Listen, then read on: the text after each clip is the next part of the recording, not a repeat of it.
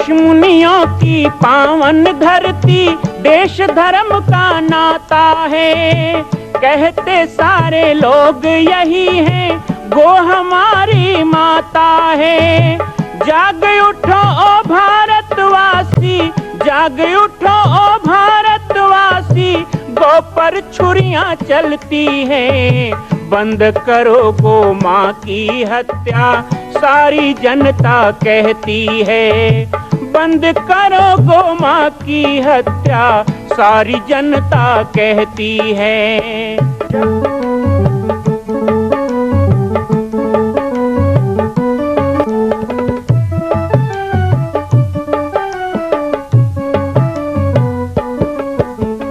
जगह जगह पर बूचड़ खाना, लाखों गौएं कटती हैं। किसे सुनाए व्यथा हमारी, नैना नीर बहाती हैं। रक्षा करना गौ माता की,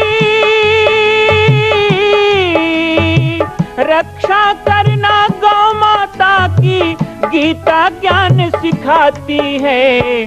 बंद करो गो माँ की हत्या, सारी जनता कहती है। बंद करो गो माँ की हत्या, सारी जनता कहती है।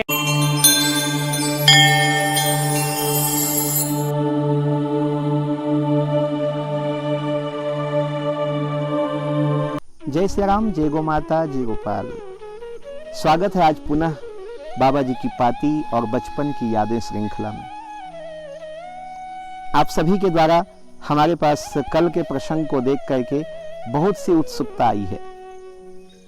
हमारे कलप सिंह जी कंझेटा पंडरिया मंडलाधिकारी, वो कहते हैं कि किस प्रकार से ये घटना हुई ये आप जरूर बताएं और बड़े विस्तार से बताएं, क्योंकि इस घटना को करीब 25 सालों से हम थोड़ा थोड़ा सुनते हैं अलग अलग, और अलग अलग सुनने से भ्रांति भी होती है, कई अफवाह भी फैलते हैं। जैसे कि एक हाथी चला जा रहा है, 4 अंधे थे, उन लोगों को लगा कि हम भी हाथी देखेंगे, चारों चले गए। महावत को कहा भैया हमें हाथी दिखा दो। महावत ने कहा हाथी तो बहुत सीधा साधा है, आप लोग देख लो। एक अंधे ने हाथी के पांव को देखा, अच्छे से छू करके, टटोल करके देखा, गोल घूम घूम के देखा। एक अंधे ने सूंड को पकड़ लिया और वो सूंड को ही देखता रहा पकड़ पकड़ के। एक ने हाथी के पीठ में चढ़ के कान को देखा। एक ने कुछ नहीं, हाथी के नीचे घुस के उसके पेट को देखा। हाथी तो चला गया, पर वो चारों ने एक जगह इकट्ठा होकर बात किया कि आखिर हाथी होता कैसे है। तो एक ने कहा हाथी तो धान के बोरे जैसा होता है, क्योंकि उसने तो पेट छुआ था। एक ने कहा नहीं नहीं, हाथी तो सूपा जैसा होता है, क्योंकि उसने कान ही छुआ था। एक अंधे ने कहा नहीं तुम सब गलत हो, हाथी तो खंभे जैसा होता है, क्योंकि वो अंधा केवल हाथी का पैर छुआ हुआ था। और सीधी सी बात है, जिसने सूंड पकड़ा था वो कहने लगा नहीं वो तो एक मोटा रस्से की तरह होता है। अंत में तो कोई महावत ही मिला जिसने चारों को समझाया देखो ये चारों ही हाथी है, लेकिन ये चारों को जब मिला दोगे ना तब हाथी होता है। उसका पेट बोरे जैसा, पैर खंभा जैसा, कान सूप जैसा, और उसका सूंड होता है मोटे रस्से के जैसा। तो तब उनको जाके पता चला और उन्होंने महसूस किया। मैं चाहता हूं कि अलग अलग आपने टुकड़े टुकड़े में कई लोगों के मुख से कई किस्म की ये कहानी सुनी, लेकिन देवासुर संग्राम या अलौकिक घटनाएं या ये आत्मा, भूत प्रेत, ब्रह्म राक्षस, ये बातें जरा ध्यान से सुनेंगे और यदि इसको आप समझने का प्रयास करेंगे तो ना तो आपको अंधविश्वास होगा, ना भयदायक लगेगा, एक सहज कृति लगेगी। हालांकि उस समय हमें भी ये बहुत भयानक लगी थी और घटी जब घटना तो बहुत भयानक लगी। आज तो हम कहानी के रूप में बता रहे हैं, तो प्रत्यक्षदर्शी और जो भुक्त भोगी है वो जब बताएगा तो संभवतः वो ज्यादा शाश्वत होगा। जो ब्रह्म राक्षस की कथा जामड़ी पाठ से फैली और प्रचलित है और भक्तों में भी है, वो ब्रह्म राक्षस की कथा कुछ इस प्रकार है। हीरादास यहाँ रहते थे। आपने सुना कि 1 साल पहले अर्थात 1986 के सावन में उन्होंने मुझे मार के यहाँ से भगा भी दिया था। बचपन की यादें श्रृंखला में जिन्होंने नहीं सुना होगा तो पीछे जाके सुनना चाहिए, YouTube में सारे भाग सुरक्षित हैं। और वैसे भी हमारे पाठक परदेसी जी इसको संग्रहित कर रहे हैं, एक पुस्तक बना रहे हैं, तो उसमें ये विषय आएगा कि हीरादास ने मुझे पिटाई करके और कुछ गाली गलौज करके यहाँ से भगा दिया था और मैं दौलत राम जी के घर में खपरा भाट में 15 दिन रहा। बाद में गुरुदेव आए, तब मुझे आश्रम पुनः आने का मौका मिला। बीच में कुछ दिन 4-6 महीने हीरादास जी तीर्थ यात्रा या कुछ नाम से चले गए थे बाहर, लेकिन बरसात लगने के पहले पहले वो पुनः आए और उनको तो रहना यही था, वो यही सोचे थे और हमको भी लगता था कि हीरादास जी तो यहीं रहेंगे। वैसे जामड़ी पाट में अधिकार जताने के लिए बहुत लोग आए, लेकिन ये स्थान तब और आज किसी को सहन नहीं करता। इस स्थान की महिमा है। एक तो संत आए और उन्होंने गांव वालों को पूछा कि यहाँ एक बाबा जी रहते हैं। बोले हाँ, वो तीर्थ यात्रा में गए हैं। कभी कभी गुरुदेव, मेरे आने के पहले की बात है, 1983-84 की बात है। यहाँ पर एक प्रासंगिक है, इसलिए बताना जरूरी समझता हूँ। स्थान की महिमा, गुरुदेव की महिमा। तो राम कुमार दास आए थे। लोगों ने कहा नहीं, अभी त्यागी जी नहीं है। उसने कहा ठीक है, तो मैं जाऊं वहां। बोले वो आए तब आइएगा, वैसे तो धुनी जल गई है और कोई भी जाके रह सकता है। 1 दिन 2 दिन वो यहां रहे। अब उनको तो बना बुनाया सब मिल रहा है। रामाधीन बाबा ने उनको टोका कि मुझे आपका विचार अच्छा नहीं लगता है, इसलिए आप अभी चले जाओ, जब बाबा जी आएंगे तब आना। उन्होंने कहा नहीं, अब मैं आ गया तो नहीं जाऊंगा। रामाधीन बाबा समझ गए कि किसी दूसरे ने तपस्या करी और उस जगह पे आके ये व्यक्ति अपना राज करना चाहता है। पर कोई बात नहीं, संत हैं। धीरे धीरे उनका रूप आने लगा। एक दिन जब वहां कोई नहीं था तो दुस्साहस करके जो गुरुदेव की मृगशाला बिछी रहती थी, गुरुदेव का आसन जिस पे कोई नहीं जाता था, उस पे जाके वो बैठ गया रात में। उस पे जाके बैठ तो गया, लेकिन उसके बताए अनुसार ये और किसी ने नहीं देखा सुना, उसने अकेले देखा सुना कि रात के समय बिजलियां चमकने लगी, बहुत तेज लाइट होने लगी, जंगल में खूब गर्जना होने लगी। और आधे रात के समय ये सब हुआ। रात को 3 बज गए सुबह सुबह के, वो सो नहीं पाया और 3 बजे उसको एक तेज आवाज सुनाई दी, बहुत तेज आवाज, जैसे उसका नाम लेकर कोई पुकार रहा हो कि तुम यहां से जाओ। और शायद सुबह सुबह 5 बजे ही वो भागते गिरते पड़ते रामाधीन के घर पहुंचा। कहा रामाधीन जी, आप सही कहते थे, आज रात भर मेरे साथ ऐसा ऐसा हुआ है और मैं बिल्कुल यहाँ नहीं रहूंगा और मैं जा रहा हूँ। तो हीरादास के मन में भी शायद कुछ ऐसा भाव था, और शायद क्या है वो तो बाद में पता ही चल जाता है। कहते हैं कि मन का कपट मृत्यु के समय छुपता नहीं है, अंत समय में दिख जाता है। तो हीरादास एक संत थे और दीक्षित थे। कहते हैं कि जो ब्राह्मण अकाल मृत्यु मरे, जो सचमुच ब्राह्मण हो, ब्रह्मचर्य में रत हो और ब्रह्म आराधना करता हो, ब्रह्मचर्या करता हो, त्रिसंध्या करता हो, वेद वेदांग का ज्ञाता हो, और भगवान ना करे उसको अधोगति मिल जाए, वो कोई गलत कर्म कर ले, तो उसको ब्रह्म राक्षस की गति मिलती है। जैसे कि भागवत की कथा में हम धुंधकारी की सुनते हैं। धुंधकारी ब्राह्मण था और मृत्यु के बाद उसको ब्रह्म राक्षस बनना पड़ा। आज भी भागवत में 7 गांठ का बांस या 7 नारियल बांधकर उसकी मुक्ति का यत्न करते हैं, कथा सुनाते हैं गोकर्ण और धुंधकारी की। तो एक ब्राह्मण की यदि अधोगति में मुक्ति हो, लेकिन एक ब्राह्मण की तरह ही जो पंच संस्कार लेके सन्यासी दीक्षा लिया हो, जो कम से कम वैष्णव दीक्षा लिया हो, जिसके पूरे कर्म ब्राह्मणों से भी उत्तम हो, उसकी तो सदगति ही होती है। लेकिन यदि उसने अपने जीवन को गलत बना लिया और वो दुर्गति या अकाल मौत की मौत मरा, तो फिर वह भी ब्रह्म राक्षस की गति को प्राप्त होता है। इसके कई प्रमाण हैं। तुलसीदास जी को भी ऐसे ब्रह्म राक्षस से मुठभेड़ हुई थी। तुलसीदास जी ने भी ब्रह्म राक्षस मिलने का और प्रेत मिलने का उल्लेख अपने ग्रंथों में किया है। तो ऐसी ही कुछ घटना वो सावन के महीना में, वह रात, वो भयानक रात जिसके बारे में आपको बताने वाला हूं, वो घटना वहां पे शुरुआत हुई। वो भयानक रात मुझे भी कल्पना नहीं थी कि आज हीरादास की मौत होने वाली है, सीधे मौत। गुरुदेव तो गाय को लाने सुबह ही चले गए थे। उस तरफ जो जो घटनाएं हुई मैंने आपको बताया कि किस तरह गंगा को गुरुदेव ने प्राप्त किया और वो गांव तक पहुंच भी गए, लेकिन बारिश हो रही थी और रात के समय गाय को लेके आए थे तो वहीं रामाधीन जी के यहाँ वो रुक गए थे। लेकिन अब मैं आपको लेकर के आता हूँ यहाँ क्या हो रहा था उस दिन। दिन तो यथावत था जैसे दिन में होता था। हीरादास ने भोजन बनाया और हम सब ने भोजन किया, मैंने और हीरादास ने भोजन किया। शाम होने लगी तो मैं बार बार कहता, सीताराम गुरुदेव नहीं आए, बाबा जी नहीं आए, बाबा जी क्यों नहीं आए। अब उस समय तो कुछ था नहीं, फ़ोन मोबाइल कुछ भी, तो बस यही था कि अंदाज लगाएं। दिन डूबते तक मैं दरवाजे में बैठे बैठे पगडंडी की ओर देखता रहा कि शायद डाल पत्ते हिलेंगे, सीताराम की आवाज़ आएगी, गुरुदेव प्रकट हो जाएंगे। मुझे यही लगता था बार बार, अच्छा नहीं लग रहा था। मुझे 4 दिन से मलेरिया भी हो गया था, मच्छर बहुत काटते थे और उसके कारण मलेरिया हो ही जाता था, तो मैं ज्वर से बहुत पीड़ित था। 4 दिन से भोजन भी सही नहीं किया था और बहुत तकलीफ थी, सिर में दुख रहा था, पूरा शरीर तप रहा था। मुझे अच्छी तरह याद है, ऐसा लगता था कब बाबा जी आएँ और मेरे सिर पे हाथ रखें तो मैं उनकी गोदी में सो जाऊं। दिन डूबने को आ गया, गुरुदेव नहीं आए, मन उदास सा हो गया। उसके बाद में हीरादास ने दिया जलाया और दिया जलाने के बाद वो मुझे बोले कि बालक दास मैं पानी लेके आता हूँ। मैंने कहा ठीक है। उस समय हल्का हल्का अंधेला सा होने लग गया था, 5:30-6 बजे रहे होंगे, तो वो नीचे चले गए।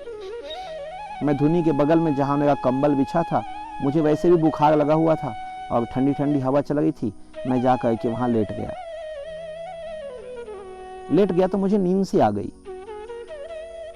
अचानक मैंने एक कराहने की आवाज सुनी, मतलब मैं वो आवाज को बता नहीं सकता आप सबको कि कैसी आवाज थी, विचित्र आवाज थी। ऐसी कुछ आवाज थी, बहुत भयानक आवाज। और पूरा जंगल उस समय इतना घना था कि कुछ भी आवाज करो तो प्रतिध्वनि आती थी पहाड़ से। वो आवाज पूरी गूंज रही थी आश्रम के चारों तरफ। मैंने आंख खोला तो मेरी हिम्मत नहीं हुई कि मैं उस आवाज को सुन के ही मैं पागल सा हो गया। बहुत डर, मेरे आंख से आंसू निकलने लगे, मैं रोने लगा। एक तो ज्वर बुखार और ऊपर से इतनी भयानक आवाज, और सीताराम भी दिखाई नहीं दे रहे हैं। मैं बार बार सीताराम सीताराम कहाँ हो सीताराम, कोई आवाज नहीं मिली। मैं परेशान हो गया, सीताराम भी नहीं है और ये भयानक आवाज इस जंगल में मैंने कभी नहीं सुना था। छोटा सा बच्चा था मैं, 10 साल का, कांप गया मैं। ऐसा लगता था कि वो आवाज मुझे खा जाएगी, लील जाएगी। मैं आज भी उस क्षण को याद करता हूं तो सिहर उठता हूं। बाद में मुझे ऐसा लगा कि कहीं ये आवाज सीताराम की तो नहीं है, हीरादास की। तब थोड़ी हिम्मत हुई, मैंने एक टार्च उठाया और टार्च लेकर के धीरे धीरे मैं नीचे कुआं की ओर उतरा। बहुत घास थे और अंधेला सा भी हो गया था, शरीर भी बिल्कुल कमजोर हो चुका था, पर मैंने कहा कि यदि सीताराम मिल जाएंगे तो सब ठीक हो जाएगा। वो आवाज लगातार चल रही थी, हाँ, विचित्र आवाज थी, भयानक आवाज थी। जब मैं कुआं के पास पहुंचा तो आवाज और तेज होने लगी। वो आवाज जहां जल का स्थान था, नर्मदा जी हम जो कहते थे, वहां से आ रही थी। थोड़ा सा मैंने आगे बढ़ के टार्च मारा और जो उस टार्च के उजाले में मैंने देखा, मैं बता नहीं सकता वो क्या स्थिति मेरे साथ हुई। मैं वहीं गिर पड़ा। मैं जैसे ही देखा मैं गिर पड़ा, मेरे रोम रोम से आंसू निकलने लगा। मैं रोने लगा दहाड़ मार करके। वहां पर सीताराम पड़े हुए थे घास के ऊपर और पूरा शरीर काला हो गया था और मुंह से जीभ बाहर आ गई थी, आंखें बाहर आ गई थी और एक तो बहुत भयानक शरीर वाले थे। मुझे लगता है लगभग 90 किलो वजन के रहे होंगे और खूब मोटे तगड़े थे, बिल्कुल काले हो गए थे और एक अजीब सी दुर्गंध भी आ रही थी और भयानक आवाज कर रहे थे मुंह से। अच्छा, जीभ बाहर आ गई थी, आंखें निकल आई थी, पर मुझे देख रहे थे वो। मुझे देख करके भयानक भयानक आवाज निकालने लगे मुंह से, मेरे तरफ आगे बढ़ने की कोशिश करने लगे। मैं घबरा सा गया, मैं गिर गया वहीं पर। हिम्मत नहीं थी कि मैं आश्रम जाऊं या उसकी तरफ जाऊं। क्या अजीब जीवन में होता है, ऐसे भी क्षण आते हैं जिसको आज भी याद करें तो मन उस भय से आक्रांत हो जाता है कि क्या हो सकता था उस दिन। फिर भी मैंने हिम्मत जुटाई, मैं वहीं बैठे बैठे उनको आवाज दिया। थोड़े से वो शांत हुए तो मैं उनके पास गया, उनका हाथ पकड़ के उनको खींचने का प्रयास किया, उठो चलो। पर उसका हाथ मेरे हाथ पे ऐसे कस रहा था जैसे वो मुझे ले जाना चाहता हो। मैंने बहुत मुश्किल से हाथ छुड़ाए। बाल्टी वहीं पड़ी हुई थी, मैं बाल्टी उठाया, उसमें आधा बाल्टी पानी था। कैसे भी रेखते टेकते मैं वापस धुनी पे आया। वो रात बहुत भयानक होने वाली थी। आत्मा, भूत, प्रेत क्या होता है, इसके बारे में आप लोगों के अनुभव और कुछ जानना चाहते हो, जिज्ञासा, तो हमें मैसेज कीजिए, क्योंकि कल इस विषय पर मैं कुछ बोलना चाहूँगा और आगे की वह भयानक रात की घटना भी आपको बताऊँगा जो मेरे जीवन में बहुत कुछ सीखने का मुझे मौका दे देगी। बाबा जी की पाती में इसी तरह जुड़े रहेंगे। बचपन की यादें में कुछ आपको और भी बातें बताऊँगा। कल पुनः मिलेंगे। जय सिया राम, जय गो माता, जय गोपाल। अंतर्राष्ट्रीय योग दिवस 21 जून। भारत देश विश्व गुरु है, इस बात का एक और प्रमाण जिस योग दिवस को पूरा विश्व मनाता है। कल 20 तारीख को और परसों 21 तारीख को बाबा जी की पाती में हम विशेष 2 दिन योग दिवस पर कार्यक्रम प्रसारित करने वाले हैं। आप सभी से चाहूँगा कि करें योग, रहें निरोग और 2 दिन तक के आप बाबा जी की पाती से जुड़िएगा। कल और परसों योग दिवस पर विशेष कार्यक्रम।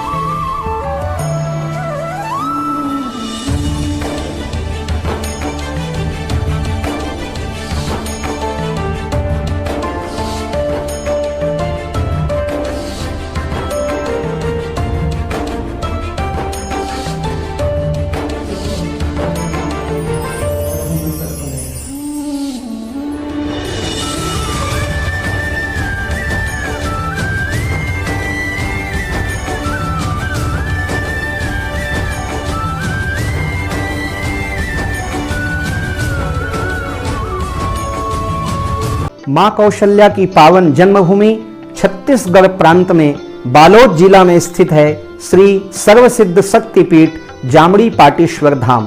परम पूज्य सद्गुरुदेव राजयोगी बाबा जी की तपस्थली श्री पाटेश्वर धाम और विश्व के अद्वितीय मां कौशल्या जन्मभूमि मंदिर निर्माण का दर्शन करने और इसी प्रकार समसामयिक विषयों पर अपना ज्ञान वर्धन करने के लिए और 10,000 गायों के लिए बनने वाले श्री हनुमान नंदीशाला गो अभ्यारण्य का समाचार प्राप्त करने के लिए आप सभी देखते रहें YouTube चैनल पर राम बालक दास, और हमारे चैनल को आप सभी सब्सक्राइब करें, घंटी का बटन दबाएं ताकि आप सूचनाओं से जुड़े रह सकें। जय श्री राम, जय गौ माता, जय गोपाल।